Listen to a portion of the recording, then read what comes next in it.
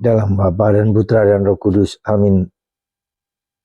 Allah Bapa di surga, kami Kau ajak untuk lebih mendalam dalam hidup kami sehari-hari. Tidak cukup hanya kami berkeadilan, berhukum. Meski itu tetap penting dan perlu, tetapi kami berani mengampuni, memaafkan, dan mengerti orang lain. Berkatilah ya Bapa supaya Roh Kudus membawa kami kepada hidup yang lebih dalam.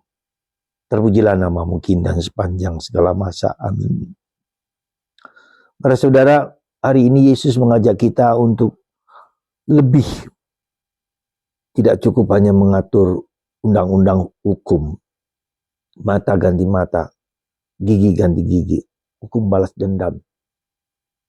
Kita bisa melihat hukum balas dendam itu pada peristiwa yang sekarang ini, hukum apa? Itu perang antara Iran dan Israel. Ya. Saling membalas satu sama lain dan ribuan orang dan segala banyak hal akan hancur lebur. Maka mari saudaraku terkasih, hal yang sangat sederhana. Beberapa hari yang lalu seorang postulan kami bertanya, bagaimana orang mau untuk mengampuni? Sulit sekali mengampuni dan tidak akan mau mengampuni.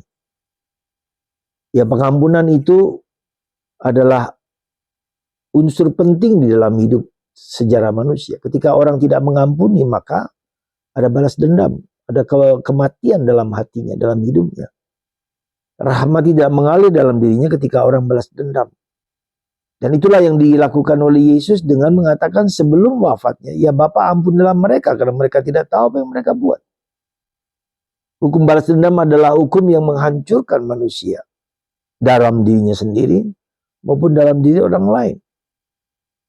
Tidak bisa tidak, kita belajar mengampuni apapun juga kesalahan orang lain. Dan itu dibawa sampai mati. Ketika orang tidak mau mengampuni, maka dia akan terbawa terus dalam suasana dendam dan marah. Bahkan akan menyebabkan sakit penyakit dalam tubuhnya. Maka mari saudaraku terkasih, kita sebagai orang Katolik tidak cukup hanya mengikuti apa yang perlu kita lakukan, tapi mengampuni terus-menerus. Ya Bapa ampunilah mereka, karena mereka tidak tahu apa yang mereka buat. Mengampuni dan memaafkan. Semoga sabda Yesus hari ini sungguh membuat kita harus belajar mengampuni dan memaafkan. Dan itu berarti berkorban. Dan pengorbanan itu adalah karena kita keluar dari zona nyaman, kita keluar dari hukum balas dendam, dari kesombongan, keangkuhan, dari ke prestis, harga diri. Oh dia yang salah kok, saya harus minta maaf dan mengampuni. Yesus mencuci kaki para rasul di saat-saat yang seperti itu. Semoga kita semua hari ini, kita semua dipanggil untuk berani mengampuni. Seorang gadis yang minta doa kepada saya supaya dia mendapatkan jodoh. Tapi ketika saya bertanya karena dia tidak mau mengampuni mantannya yang terjadi dengan dia. Jadi tidak mau. Bagaimana kita mau mendapatkan rahmat ketika kita tidak berani mengampuni? Kita tidak berani memaafkan.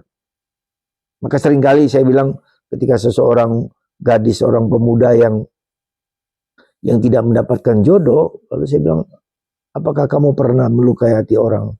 Apakah kamu mengampuni orang lain, seorang laki atau perempuan? Nah, maka mari kita sekali lagi belajar mengampuni, memaafkan kata-kata kita, pikiran kita, perasaan kita, dendam kita, marah kita kepada siapapun juga yang telah melukai hati kita. Semoga Tuhan memberkati kita, melindungi kita, menghapus dosa-dosa kita, dan sungguh dikuatkan untuk selalu belajar mengampuni kapanpun. Tak boleh ada dendam, tak boleh ada marah yang tersimpan dalam hati. Bapa, Putra, dan Roh Kudus. Amin.